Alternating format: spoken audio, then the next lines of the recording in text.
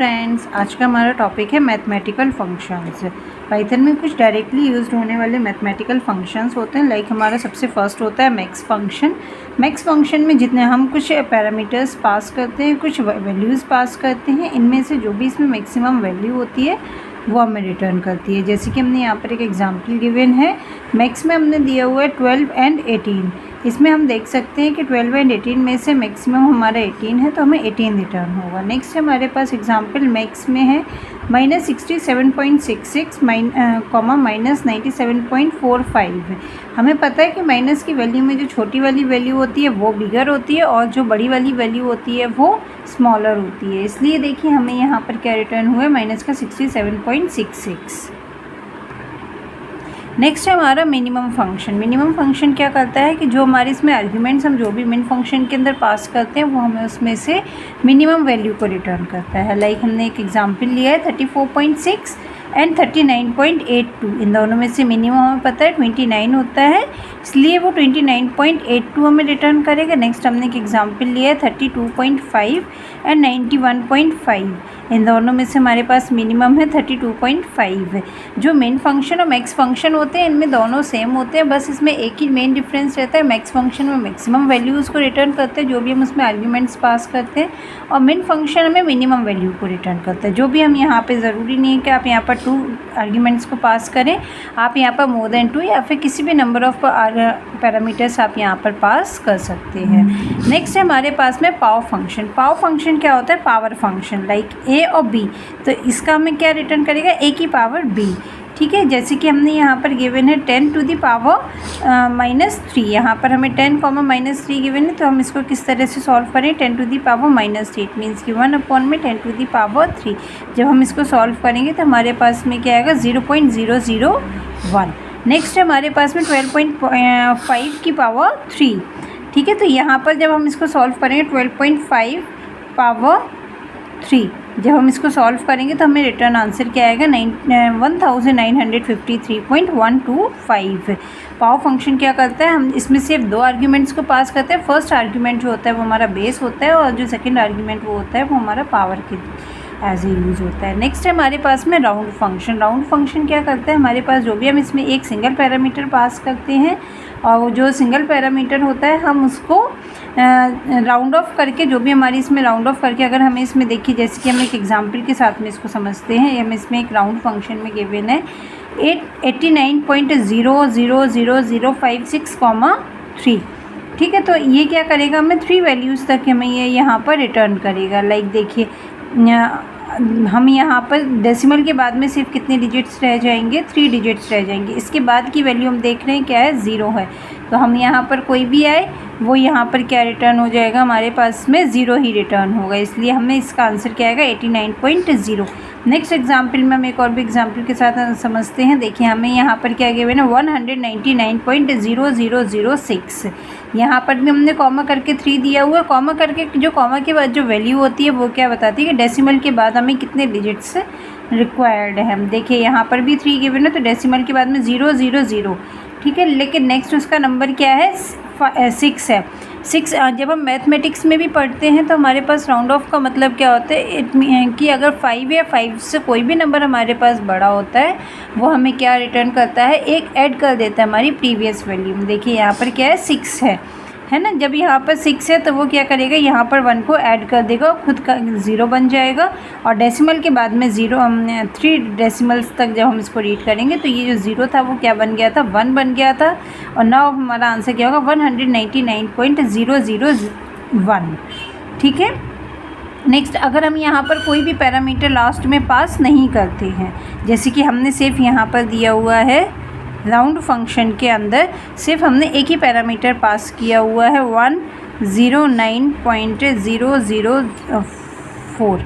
ठीक है, हमने यहाँ पर नेक्स्ट हमने कोई भी यहाँ पर सेकंड पैरामीटर पास नहीं किया, तो वो हमें क्या करेगा, ये डेसिमल के बाद में वो हमें कोई भी वैल्यूज़ रिटर्न नहीं करेगा। वो हमें जो भी डेसिमल के पहले की वैल्यूज़ थी वो हमें रिटर्न कर देगा। लाइक 109 वो हमें इसका आंसर रिटर्न कर देगा। देखिए जैसे कि हमने एक एग्जाम्पल भी नीचे यहाँ पर गिवन है 89.2306। ठीक है, यहाँ पर हमने क्या किया है, कोई भी यहाँ पर नेक्स्ट सेकंड पैरामीटर पास नहीं किया है। जब हमने कोई सेकंड पैरामीटर पास नहीं किया तो वो डेसिमल के बाद की सारी वैल्यूज़ को रिमूव कर देगा और डेसिमल के पहले जो भी यहाँ पर वैल्यू थी उसको राउंड ऑफ करके वो हमें रिटर्न कर देगा।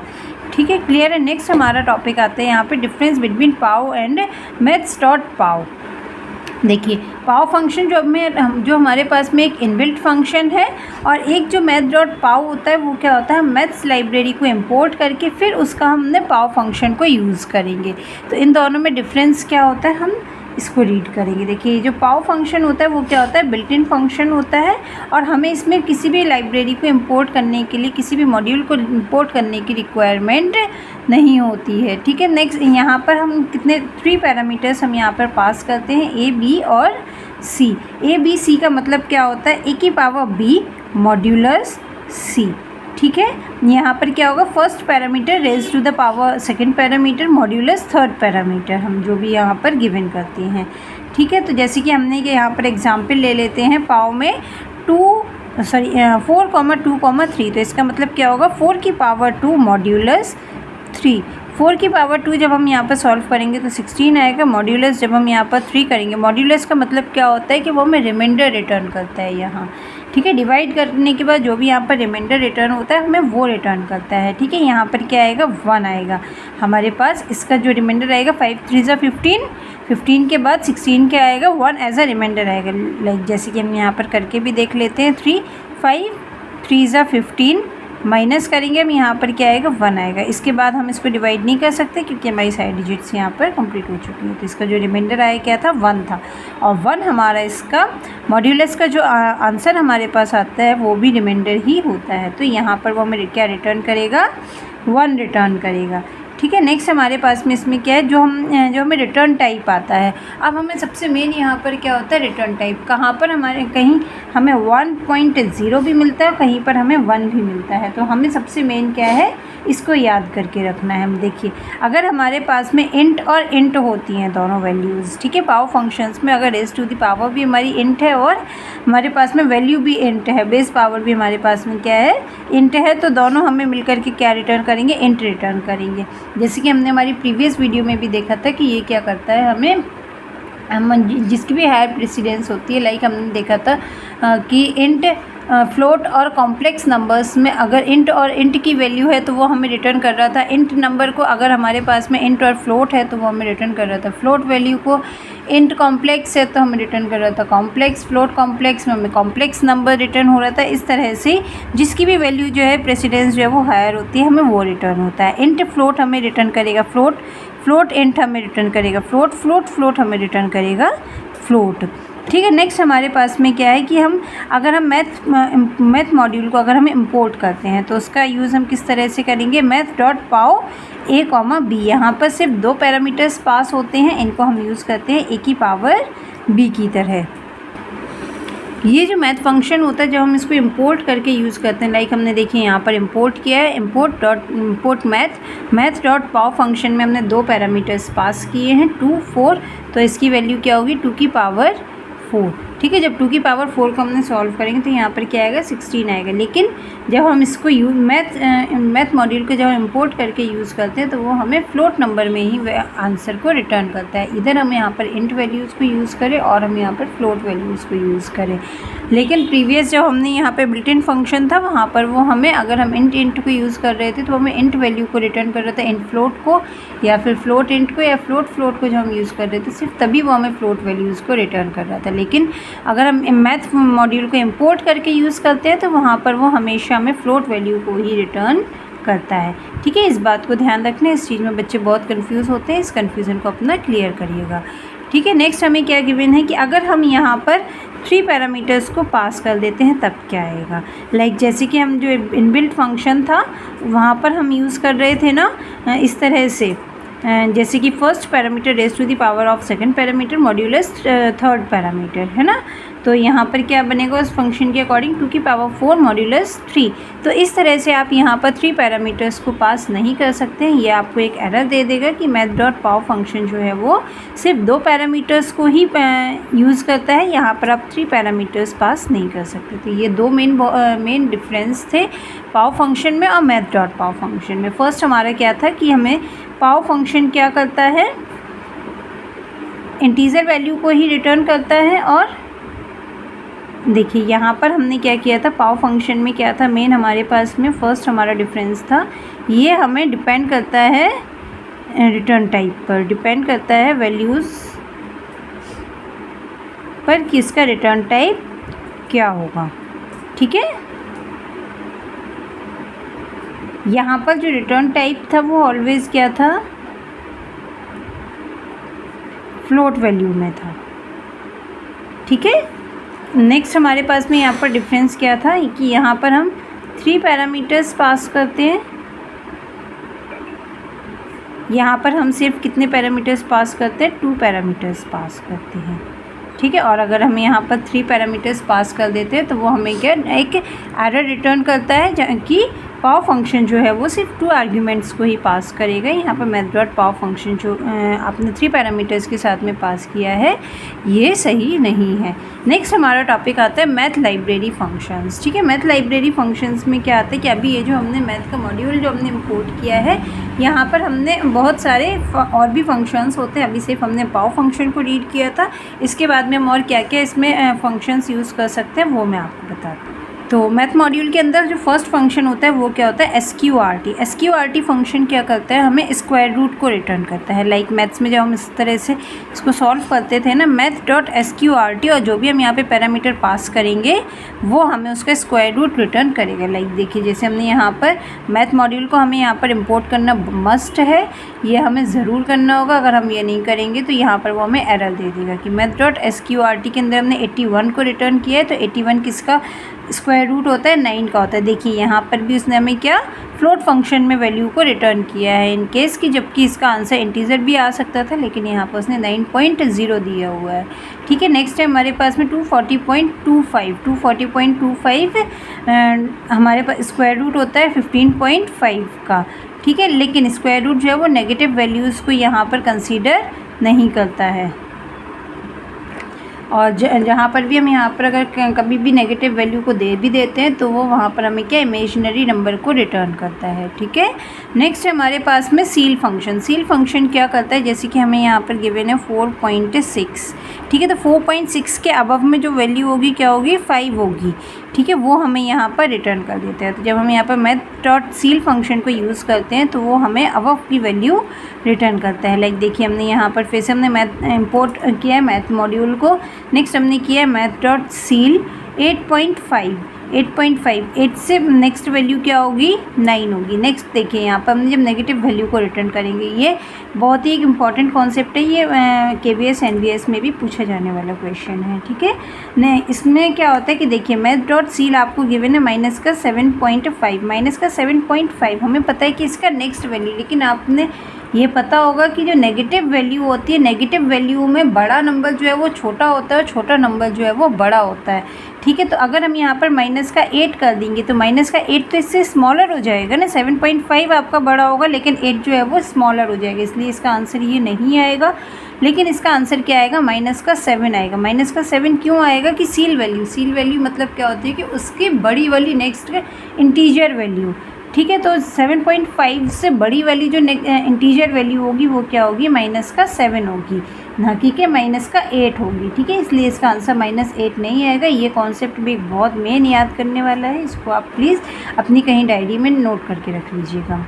ठीक है, तो इसका आंसर जब भी हम नेगेटिव वैल्यू को सील वैल्यू के अंदर सील फंक्शन के अंदर में रिटर्न करते हैं, वैल्यू को जब हम पास करते हैं तो यहाँ पर वो हमें नेगेटिव की वैल्यू रिटर्न करेगा, लेकिन -7.5 का -8 नहीं होगा, क्या होगा, -7 होगा।